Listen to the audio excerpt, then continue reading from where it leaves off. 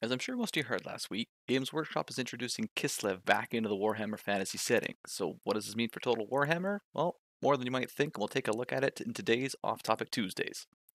Wow.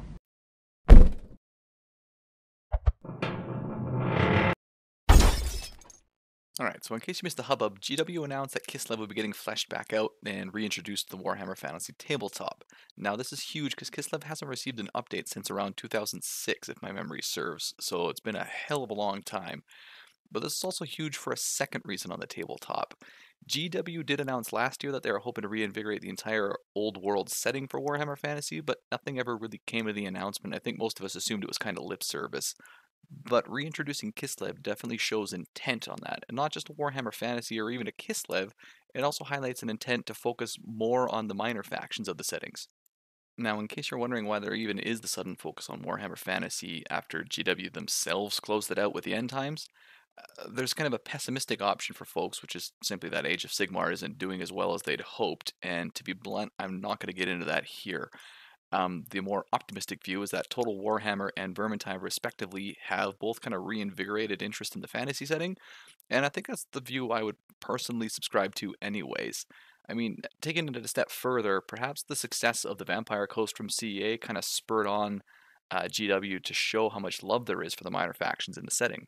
I'm sure most of you didn't come here for the tabletop. Most of you came here for what this means for Total Warhammer. So then, what does this mean for the game? First and foremost, I'd say the big thing is that this pushes from Kislev from pretty good odds in Game 3 to definitely in Game 3. I don't think there's any doubt now that they are going to be one of the Game 3 races, probably a launch race at that. I mean, they already make sense as a Game 3 faction, both in terms of the location as well as in the logical setup of how they'd be put in. And now that we're starting to see an updated roster, CA would be really foolish not to include them at the same time. And speaking of that updated roster, I suppose just to take a moment just to quickly touch upon what we got from GW, which is this. They're called the Ice Guard. They're a hybrid ranged unit, kind of like Shadow Warriors, but in this case, they'd be using frost damage and the like, which could make for some really interesting strategies, especially on a hybrid unit like this. Anyways, getting back on track, I did say that this has a lot more context than I think people realize, and I meant it. Kislev was not a major faction on the tabletop. Don't let anyone else tell you otherwise. They were distinctly minor when it came to the actual gameplay. As I said, they didn't even have a current army list for the majority of the life of the tabletop.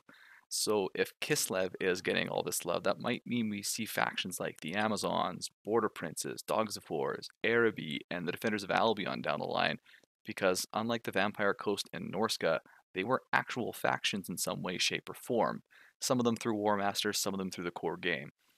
I mean, hell, with this announcement, we might even get some focus on super unknown factions like the Koreshi I spoke about in a previous video, Ind, or even the Sea Elves, because at this point, it kind of seems like GW's full steam ahead on introducing new army lists for the fantasy setting, and CA has pretty distinctly shown that they can handle these tiny factions brilliantly. Considering Game 3 is the final entry in the series, it would make the most sense to put the longest content tail onto it, right? There's no other game they need to worry about delaying by constantly introducing more DLC content. But no matter how you slice it, last week's announcement was pretty wonderful news for Total Warhammer fans, even if it didn't reference our game in any way, shape, or form. Anyways, though, that is going to wrap it up for this episode, but we're definitely going to take another look at this at some point down the road. As always, thanks for tuning in, and I'll see you all next time.